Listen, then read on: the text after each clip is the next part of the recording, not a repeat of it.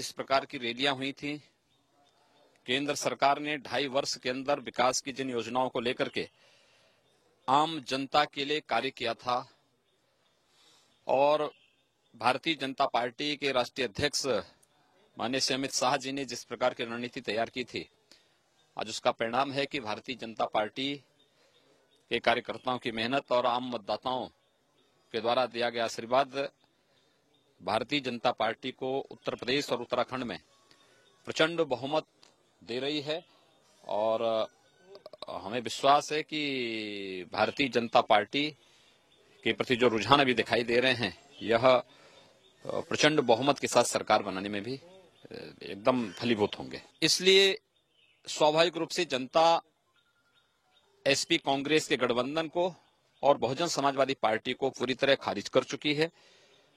उत्तर प्रदेश की जनता अब सपा बसपा या कांग्रेस के फर्जी नारों में नहीं आने वाली है। उन्हें वास्तव में विकास चाहिए, उन्हें सुरक्षा चाहिए, विकास बिना भेदभाव के चाहिए और सुरक्षा भी उन्हें बिना भेदभाव के चाहिए।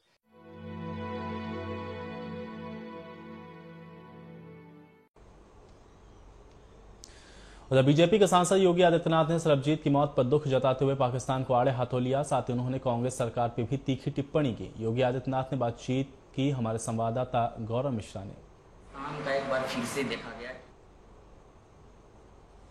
किस तरीके से निर्मम हत्या जेल में की गई और पाकिस्तान बार बार दोस्ती के संबंध दिखाता है भारत के साथ, क्या कहेंगे इस पर? देखिए, पाकिस्तान की तुलना कुत्ते की उस पूंछ से की जा सकती है जो कभी सीधी नहीं हो सकती। पाकिस्तान का जन्म ही भारत के विरोध में हुआ है।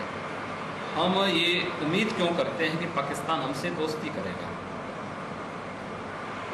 हम पाकिस्तान का नाम लेकर के और पाकिस्तान के साथ दोस्ती का हाथ बढ़ा करके पाकिस्तान को ही महिमामंडित करते हैं और अपनी स्वयं की ताकत को कमजोर करते हैं।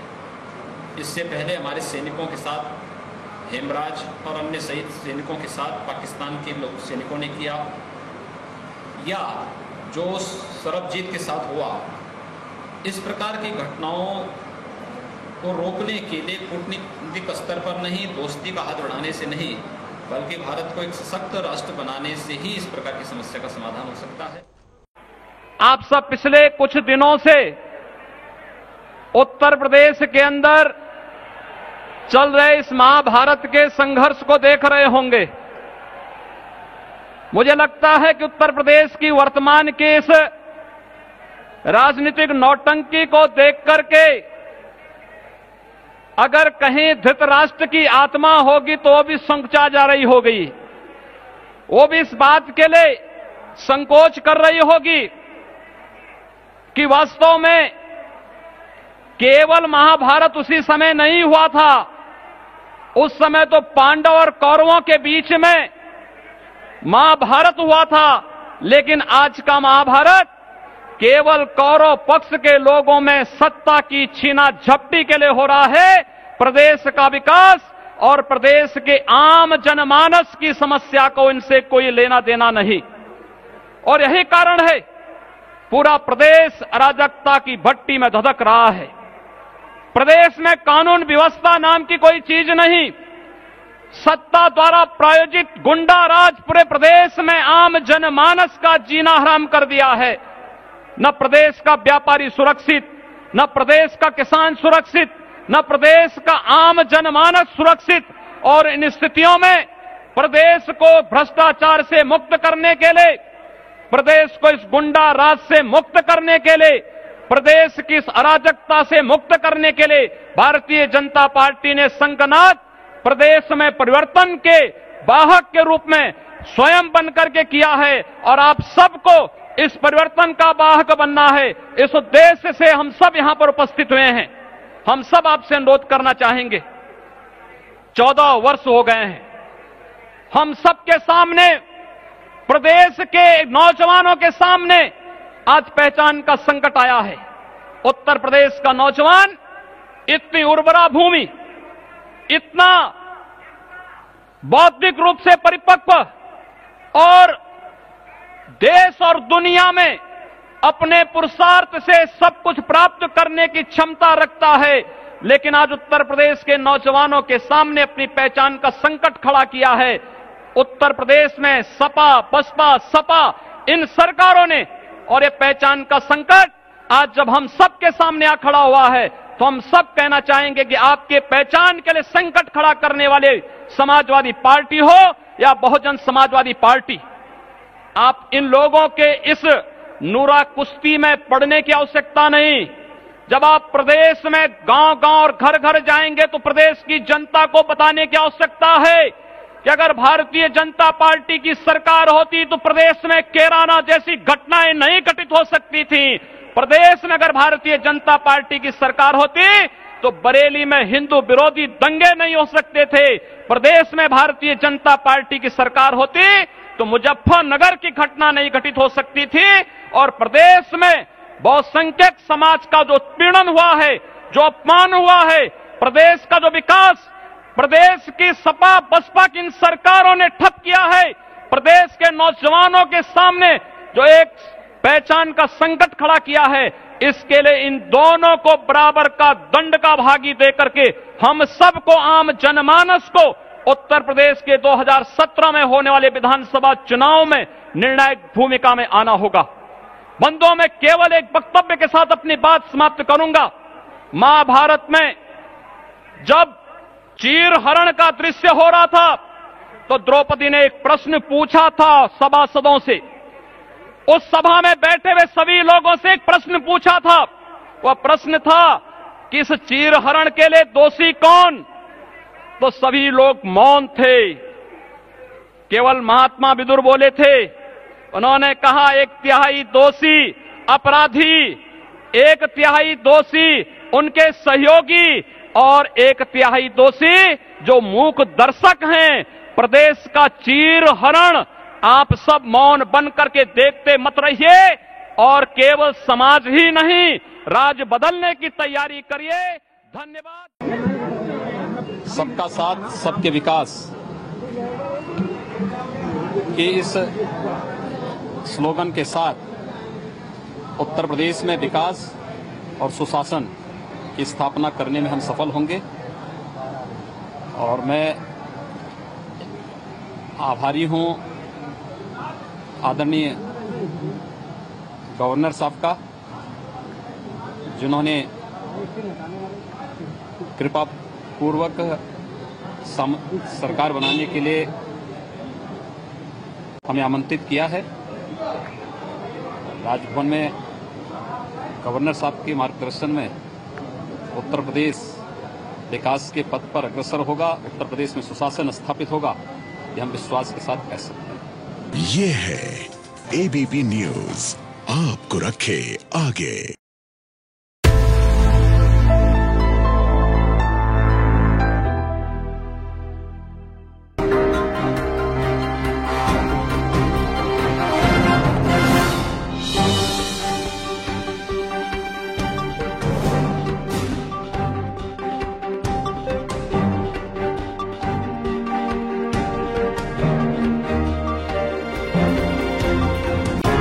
मंच से योगी आदित्यनाथ ने ये ऐलान भी किया है कि समाजवादी पार्टी के नेता आजम खान के कहे मुताबिक ही मुख्यमंत्री अखिलेश यादव अपनी सरकार चलाते हैं, जबकि बहुजन समाज पार्टी के नेता नसीमुद्दीन सिद्दीकी के कहने पर ही मायावती अपनी सरकार चलाती रही हैं।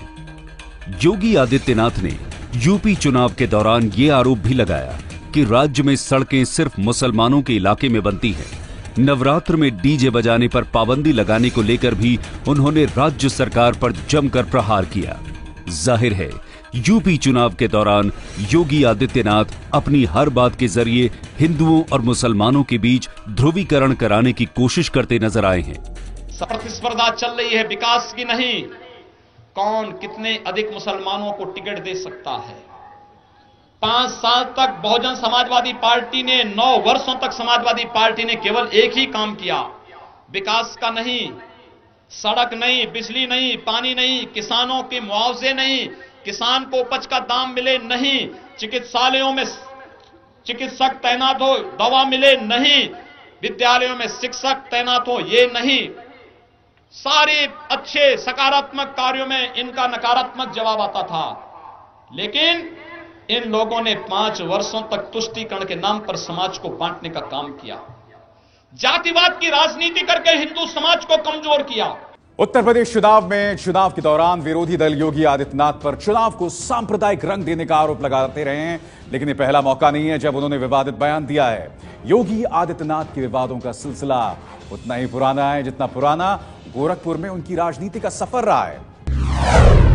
उत्तर प्रदेश की गोरखपुर लोकसभा सीट से लगातार 5वीं बार जीतकर योगी आदित्यनाथ संसद तक पहुंचे हैं। समाजवादी पार्टी, कांग्रेस और बहुजन समाज पार्टी कोई भी यहां उनका तोड़ नहीं निकाल सकी है। दरअसल योगी आदित्यनाथ ने विकास के लिए कट्टर हिंदुत्व के एजेंडे को अपनी राजनीति का हथियार बनाया, जिससे उनकी राजनीतिक ताकत लगातार बढ़ती चली गई।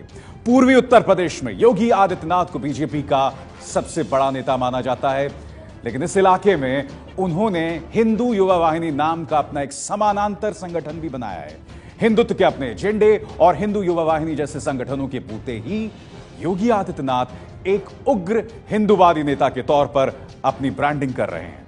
योगी आदित्यनाथ की हिंदुत्व और विकास के मुद्दे को लेकर अपनी कुछ घोषित प्राथमिकताएं भी नहीं है, जिसकी वजह से कई बार अपनी ही पार्टी बीजेपी से उनका टकराव होता रहा है।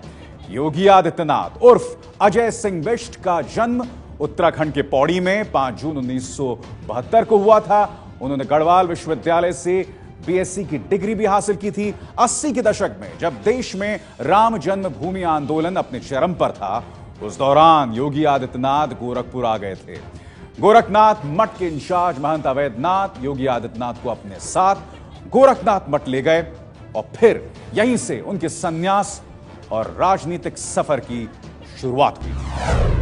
एक नियमावली तय हो जाए, अगर माइक नवरात्र में नहीं बजेगा तो मुहर्रम में भी उसको पूरी तरह प्रतिबंधित करना चाहिए था। शस्त्र अस्त्र के प्रदर्शन पर अगर आपकी दुर्गा पूजा के आयोजनों में प्रतिबंध होना था और प्रतिबंध किया गया, तो आखिर मुहर्रम के जुलूस में भी इस प्रकार की उदंडता को रोक दिए होते, लेकिन नहीं, एक तरफा कार्रवाई होती गई। आप परंपरागत रूप से भी ले गए होंगे अपनी जुलूस को, तो आपको प्रतिबंधित किया गया, आपको प्रताड़ित किया गया, झूठे मुकदमों में फंसाया गया। लगातार एक पक्षीय कार्रवाई की जाती रही और दूसरी तरफ जो पुलिस का सिपाही आपके पास आया होगा, मूर्ति की साइज नाप रहा होगा, जमीन के कागज मांग रहा होगा, माइक और डीजे के बारे में पूछताछ कर रहा होगा, वह कभी भी मुहर्रम के मामले में रखी गई ताजिया के स्थल को देखने के लिए कभी झांक के दूर से भी नहीं गया होगा। ये भेदभाव क्यों? क्या सपा ने बांटा नहीं समाज को? मत और मजहब के आधार पर बांटा, अपनी नीतियों को वर्ग विशेष के लिए सीमित करके रख दिया, और यही कारण है कि आज हमें सड़क पर पैसा नहीं दिखाई देता।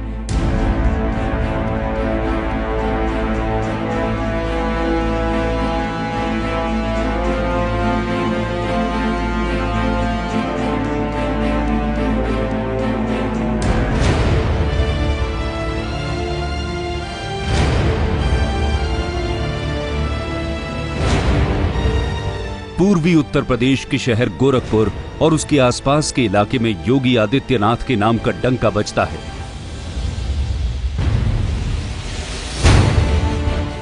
पूर्वांचल का यह पूरा इलाका जो योगी आदित्यनाथ का प्रभाव क्षेत्र माना जाता है, इस इलाके में करीब 15 लोकसभा की सीटें आती हैं और यहीं से 49 विधायक चुनकर विधानसभा में पहुंचते रहे हैं। पूर्वांचल के कुशीनगर जिले की 7, देवरिया की 7, बलिया की 7, महाराजगंज की 5, गोरखपुर में 9, आजमगढ़ में 10 और मऊ में 4 विधानसभा सीटें आती हैं। इस पूरे पूर्वांचल इलाके में योगी आदित्यनाथ का राजनीतिक प्रभाव माना जाता है और गोरखपुर लोकसभा सीट से 5वीं बार जीतकर वो अभी भी अजेय बने हुए हैं। उत्तर प्रदेश की राजनीति में योगी आदित्यनाथ एक ऐसे जनाधार वाले नेता माने जाते हैं जिनका हर चुनाव में जीत के साथ अपना वोट प्रतिशत बढ़ता गया है और यही वजह है कि बीजेपी ने उन्हें चुनाव में अपना स्टार प्रचारक बनाकर मायावती और अखिलेश यादव के खिलाफ बड़ा दांव चला था। सुना होगा, एक था कंस, उसने अपने पिता को कैद करके बंद कर दिया, जबरदस्ती गद्दी से उतार करके कैद कर दिया और उसके बाद स्वयं वहां का शासक बन गया मथुरा का। और दूसरा था औरंगजेब, जिस औरंगजेब ने अपने बाप को सत्ता से हटाया और अपने बाप को आगरा के किले में कैद कर दिया। मुझे लगता है कि तीसरा नाम उस श्रेणी में कोई जुड़ रहा है तो प्रदेश के मुख्यमंत्री अखिलेश यादव का जुड़ रहा है, जिन्होंने अपने पिता को एक टूटी हुई साइकिल से भी उतार करके बाहर कर दिया है। बुढ़ापे में लोग सहारा देते हैं, कोई भी बुजुर्ग उनका सम्मान देते हैं। भारत सरकार कह रही है कि हम वृद्ध और विधवाओं को पेंशन की राशि बढ़ाएंगे, 300 से बढ़ाकर के 1000 रुपया करेंगे, भारतीय जनता पार्टी कह रही है। लेकिन वारे अखिलेश, आपने अपने बुजुर्ग पिता को साइकिल से भी उतार करके ऐसे बिठा दिया कि बेचारा प्रचार के लिए कहीं उत्तर प्रदेश में नहीं निकल पाए। योगी आदित्यनाथ ने राजनीति में अपना पहला कदम 1998 में रखा था, लेकिन अजय सिंह बिष्ट से योगी आदित्यनाथ वो 4 साल पहले 1994 में तब बने थे जब उन्होंने गोरखपुर के गोरखनाथ मठ में अपना पहला कदम रखा था।